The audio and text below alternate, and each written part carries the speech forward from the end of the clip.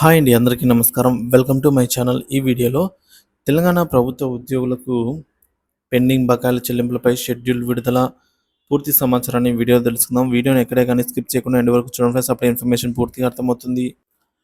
అలాగే వీడియో చూస్తున్న ప్రతి ఒక్కరూ వీడియోకి లైక్ చేయండి ఫ్రెండ్స్. ఈ వీడియోని తోటి ఉద్యోగ పెన్షన్ మిత్రులతో అయితే షేర్ చేయండి. కొత్తగా మన ఛానల్ని చూస్తున్న వారు సబ్స్క్రైబ్ చేసుకున్నట్లయితే వెంటనే మన ఛానల్ని సబ్స్క్రైబ్ చేసుకోండి. దీని ద్వారా నేను చేసే లేటెస్ట్ వీడియోస్ అన్ని మీ వరకు రీచ్ అవుతాయి. ఆలస్యం చేయకుండా వీడియోలోకి అయితే వెళ్ళిపోదాము ఫ్రెండ్స్. ముందుగా విషయానికి వచ్చినట్లయితే తెలంగాణ రాష్ట్ర ప్రభుత్వ ఉద్యోగులకు సంబంధించి పెండింగ్లో ఉన్న డిఆర్ఎస్ అలవెన్స్ మరియు డిఆర్ఎస్ రిలీఫ్ డిఏడిఆర్ బకాయిలు 5 ఉన్నాయి.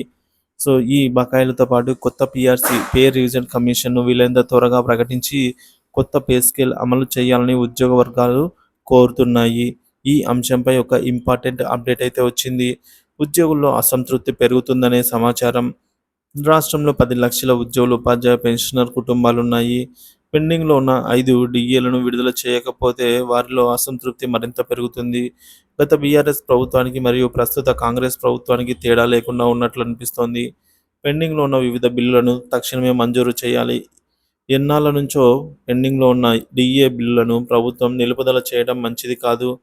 కాంగ్రెస్ ప్రభుత్వం 6 గ్యారంటీల్లో కొన్నిటిని అమలు చేస్తోంది.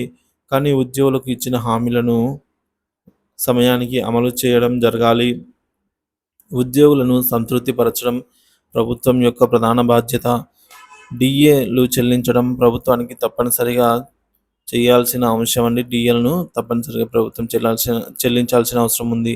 2.5 సంవత్సరాలుగా పెండింగ్లో ఉన్న వీటిని ఉంచడం సరైనది కాదు.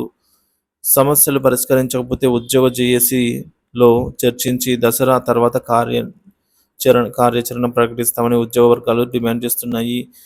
తెలంగాణ రాష్ట్ర ప్రభుత్వ ఉద్యోగులకు సంబంధించి పెండింగ్లో ఉన్న డిఏ బకాయిలు మరియు కొత్త బీఆర్సీ అమలుకు సంబంధించి కసరత్తు వెంటనే ప్రారంభించి తక్షణం అమలు చేయాల్సి అయితే ఉందన్నమాట.